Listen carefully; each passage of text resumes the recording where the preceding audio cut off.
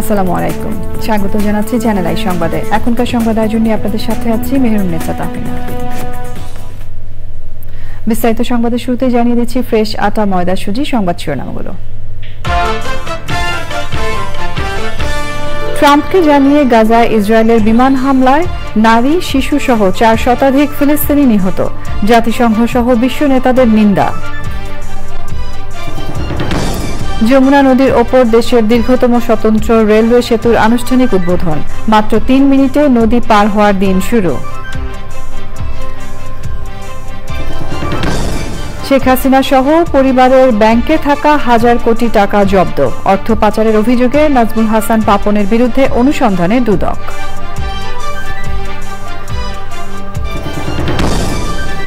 এবং বরগুনায় ধর্ষণের শিকার শিশুকে নিরাপত্তা দিতে হাইকোর্টের নির্দেশ, মাগুরার ঘটনায় মৃত শিশুর বড় বোনকে সুরক্ষা দেওয়ার আদেশ।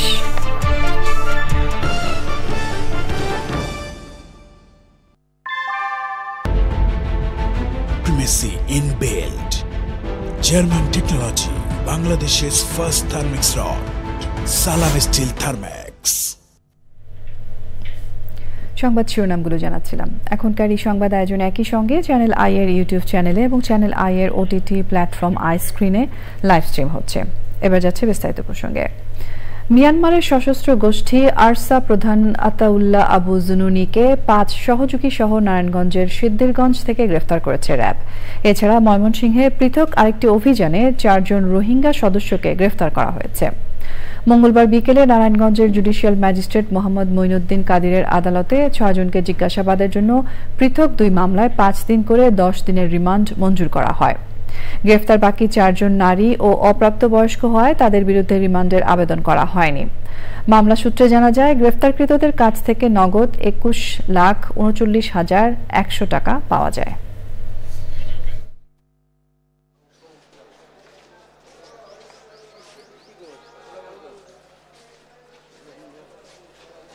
এদের কাছ থেকে 21,39,000 টাকা পায়। এরা সিদ্ধিরগঞ্জের ভূমিপল্লী এলাকায় তারা সংঘবদ্ধভাবে রাষ্ট্রের ভাবমূর্তি নষ্ট করার জন্য এবং দেশের বিভিন্ন জায়গায় ছড়ায় ছিটিয়ে তারা বিভিন্ন গুপ্তচরের মাধ্যমে রাষ্ট্রের ক্ষতি করার জন্য, ষড়যন্ত্র করার জন্য একটা অশুভ পায়তারার চেষ্টা করে। পুলিশ গোপন সূত্রে সংবাদ পাইয়া তাদেরকে ধৃত করে। গাজায় ভয়াবহ বিমান হামলা চালিয়েছে ইসরায়েল। এতে নারী শিশু সহ 4 শতাধিক ফিলিস্তিনি নিহত হয়েছে। ইসরায়েলি প্রধানমন্ত্রীর নির্দেশে এই হামলা চালানো হয়েছে। হোয়াইট হাউস জানিয়েছে, হামলার আগে ইসরায়েল মার্কিন প্রেসিডেন্ট ডোনাল্ড ট্রাম্পের সঙ্গে পরামর্শ করেছেন নেতানিয়াহু। হামাস বলছে, দ্বিতীয় দফা যুদ্ধবিরতির আলোচনা ভেস্তে দিতেই অবরুদ্ধ বেসামরিক নাগরিকদের উপর ইসরায়েল হামলা চালিয়েছে। এই হামলার নিন্দা জানিয়েছেন জাতিসংঘ সহ বিশ্ব নেতারা। বিস্তারিত সুব্রত গাইনের রিপোর্টে। গত 19 জানুয়ারি গাজায় প্রথম দফার যুদ্ধবিরতি কার্যকর হয়। এরপর বাস্তুচ্যুত ফিলিস্তিনিরা ধ্বংসস্তূপে পরিণত গাজায় নিজ বাড়িতে ফিরতে শুরু করে। এরই মধ্যে দ্বিতীয় দফার যুদ্ধবিরতির আলোচনাও চলছিল। তবে সবকিছু উপেক্ষা করে অবরুদ্ধ গাজায় হামলা চালায় ইসরায়েল। এতে নারী শিশুসহ 4 শতাধিক নিহত ও 6 শতাধিক আহত হয়েছে। ইসরায়েলের প্রধানমন্ত্রী বেনয়ামিন নেতানিয়াহু বলেন, যুদ্ধবিরতি বাড়ানো ও জিম্মিদের মুক্তির বিষয়ে আলোচনার অগ্রগতি না হওয়ায় এই হামলার নির্দেশনা দেওয়া হয়েছে। হোয়াইট হাউস জানিয়েছে, হামলার আগে ইসরায়েল মার্কিন প্রেসিডেন্ট ডোনাল্ড ট্রাম্পের সঙ্গে পরামর্শ করেছেন। ইসরায়েলের প্রতিরক্ষা বাহিনী আইডিএফ বলছে, মূলত হামাসকে লক্ষ্য করেই ওই হামলা চালানো হয়েছে। তবে হামাস বলছে, যুদ্ধবিরতি বাতিল করতেই অবরুদ্ধ ও অনিরাপদ বেসামরিক নাগরিকদের ওপর ইসরায়েল হামলা চালিয়েছে। রাতভর চালানো হামলায় বেসামরিক নাগরিকদের সঙ্গে গাজার সরকারি গণপূর্ত বিভাগের প্রধান ইমাম আল দালিস, বিচার মন্ত্রণালয়ের আন্ডার সেক্রেটারি আহমেদ আল হাত্তা, স্বরাষ্ট্র মন্ত্রণালয়ের আন্ডার সেক্রেটারি মাহমুদ আবু ওয়াতফা এবং অভ্যন্তরীণ নিরাপত্তা পরিষেবার মহাপরিচালক বাহাজাত আবু সুলতান নিহত হয়েছেন। যুদ্ধবিরতি লঙ্ঘন ও রমজান মাসে ইসরায়েলের এমন হামলার প্রতিক্রিয়া জানিয়েছে রাশিয়া, চীন, অস্ট্রেলিয়া, বেলজিয়াম ও জাতিসংঘের মহাসচিব অ্যান্তোনিও গুতেরেস। হামলার নিন্দা জানিয়ে উভয় পক্ষকে যুদ্ধবিরতি মেনে চলার আহ্বান জানিয়েছেন বিশ্ব নেতারা। Subrata Gain, Channel i. দীর্ঘ প্রতীক্ষার পর যমুনা নদীর উপর নির্মিত দেশের দীর্ঘতম রেল সেতুর আনুষ্ঠানিক উদ্বোধন হয়েছে আজ। উদ্বোধনী ট্রেনটি মাত্র 3 মিনিটে সেতু পার হয়ে সিরাজগঞ্জের সয়দাবাদে পৌঁছেছে। নতুন সেতুতে ট্রেন চলাচলের সময় কমবে এবং উত্তরবঙ্গের সঙ্গে যোগাযোগ আরও দ্রুত হবে। আল মুকসিদের রিপোর্ট।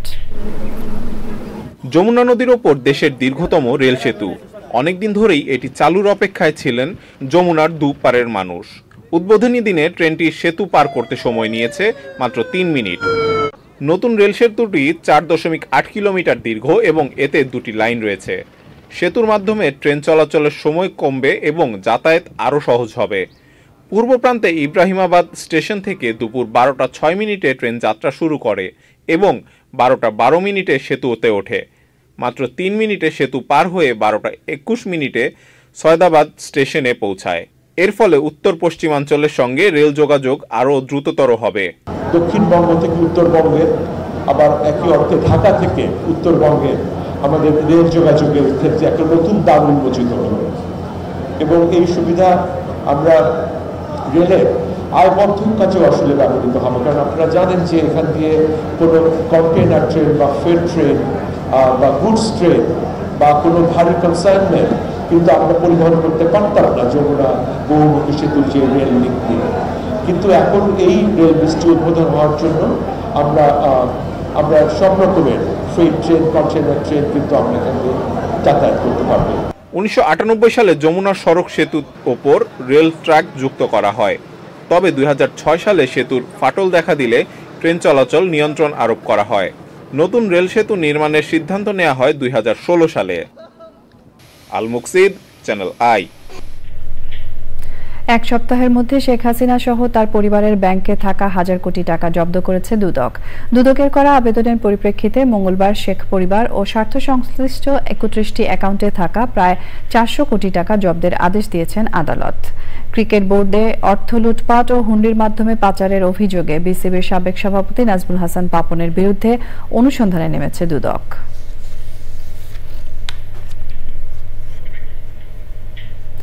বরগুনায় 14 বছরের শিশু ধর্ষণের ঘটনায় ভুক্তভোগীকে নিরাপত্তা দিতে ওই জেলার ডিসি ও এসপিকে নির্দেশ দিয়েছেন হাইকোর্ট। একসাথে ভুক্তভোগীর নাম ও ছবি কেউ যাতে প্রকাশ না করে সে বিষয়ে গণসচেতনতা বাড়াতে তথ্য মন্ত্রণালয় সহ সংশ্লিষ্টদের বলেছেন আদালত। এক রিট আবেদনের শুনানি শেষে ওই আদেশ দেন বিচারপতি ফারাহ মাহবুব ও বিচারপতি দেবাশিস রায় চৌধুরীর বেঞ্চ। অপর এক আবেদনের পরিপ্রেক্ষিতে মাগুরায় ধর্ষণের ঘটনায় মৃত শিশুর বড় বোনকে নিরাপত্তা দিতেও ডিসি ও এসপিকে নির্দেশ দেওয়া হয়েছে। আইনজীবী হামিদুল মেজবা জানিয়েছেন, শিশুদের নাম ঠিকানা প্রকাশ নিয়ে একটি গাইডলাইন দিয়ে দেবেন হাইকোর্ট।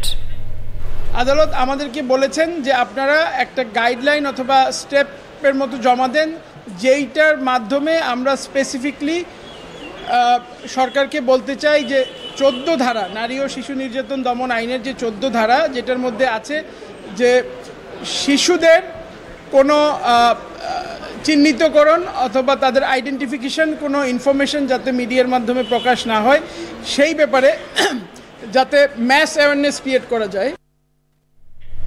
সংবাদের এই পর্যায়ে আমরা নিচ্ছি একটা বিরতি এবং বিরতির পর্যায়ে থাকছে যুক্তরাষ্ট্রের কেনেডি হত্যাকাণ্ড নিয়ে গোপন নথি প্রকাশ করবে ট্রাম্প প্রশাসন। মানুষ অধীর আগ্রহে অপেক্ষা করছে বলে ট্রাম্পের মন্তব্য।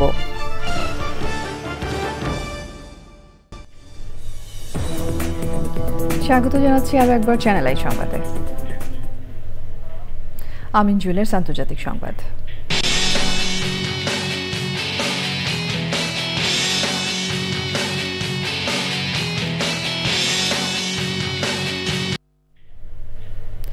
যুক্তরাষ্ট্রের সাবেক প্রেসিডেন্ট জন এফ কেনেডি হত্যাকাণ্ডের 80 পৃষ্ঠার গোপন নথি জনসম্মুখে প্রকাশ করা হবে। ওয়াশিংটনের দ্য কেনেডি সেন্টার পরিদর্শন শেষে সাংবাদিকদের ডোনাল্ড ট্রাম্প বলেন, এটির জন্য লোকজন দশকের পর দশক অপেক্ষা করে আছেন। এটি খুবই কৌতূহল সৃষ্টি করেছে। 1963 সালের 22শে নভেম্বর টেক্সাসের ডালাসে বহুল আলোচিত ও রহস্য ঘেরা ওই হত্যাকাণ্ড ঘটে। এবারে রয়েছে কৃষি সংবাদ।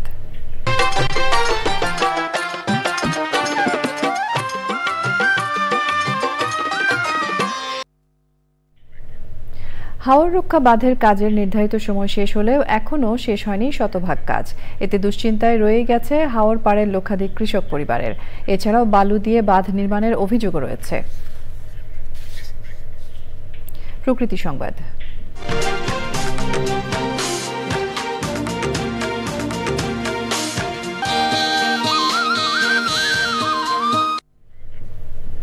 সাম্প্রতিক অগ্নিকাণ্ডে মারাত্মকভাবে ক্ষতিগ্রস্ত হয়েছে শেরপুরের ঝিনাইগাতির শালবনের জীববৈচিত্র্য। ক্ষয়ক্ষতি নিরূপণ সহ বনের উদ্ভিদ ও জীববৈচিত্র্য সংরক্ষণে করণীয় নির্ধারণে কাজ করছে 5 সদস্যের উচ্চ পর্যায়ের কমিটি। তবে প্রতি বছর এমন অগ্নিকাণ্ডে উদ্বেগ জানিয়ে প্রকৃত কারণ অনুসন্ধানের তাগিদ দিয়েছেন পরিবেশবাদী সহ স্থানীয়রা। এবারে রয়েছে এক্সিম ব্যাংক বাণিজ্য সংবাদ।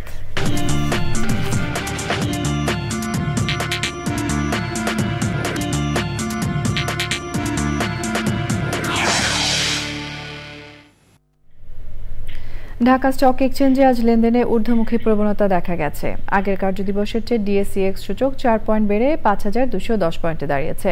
বেড়েছে বেশিরভাগ কোম্পানির শেয়ারের দাম। হাতবদল হয়েছে 398টি কোম্পানির 451 কোটি 18 লাখ টাকার শেয়ার ও মিউচুয়াল ফান্ড, যা আগের কার্যদিবসের চেয়ে 53 কোটি 98 লাখ টাকা কম। এর মধ্যে দাম বেড়েছে 186টির, কমেছে 156টির এবং অপরিবর্তিত রয়েছে 56টি কোম্পানির শেয়ারের দাম।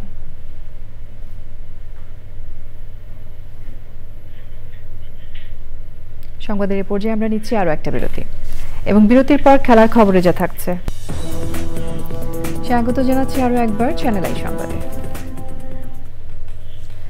বাংলাদেশে গত কয়েক বছরে উচ্চশিক্ষার জন্য বিদেশে যাওয়া শিক্ষার্থীদের মধ্যে 16% যুক্তরাষ্ট্রে আর 12% যুক্তরাজ্যে গেছেন।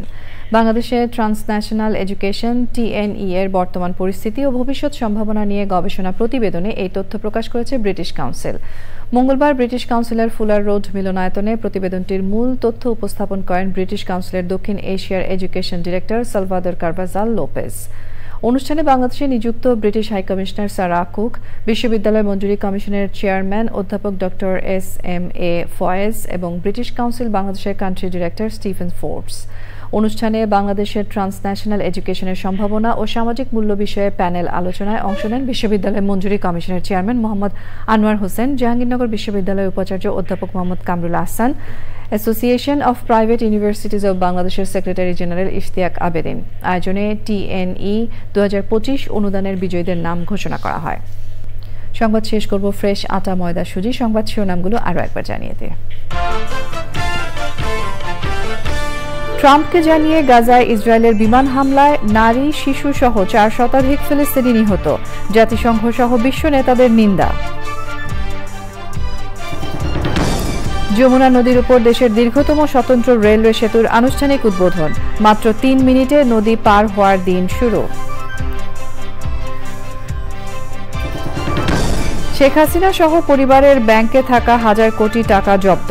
অর্থ পাচারের অভিযোগে নাজমুল হাসান পাপনের বিরুদ্ধে অনুসন্ধানে দুদক।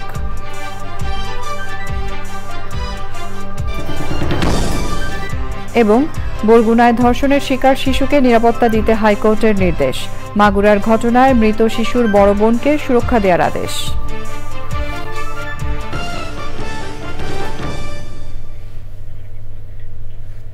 এর সঙ্গে শেষ করছি এখনকার সংবাদ আয়োজন। ধন্যবাদ এতক্ষণ আমাদের সঙ্গে থাকার জন্য।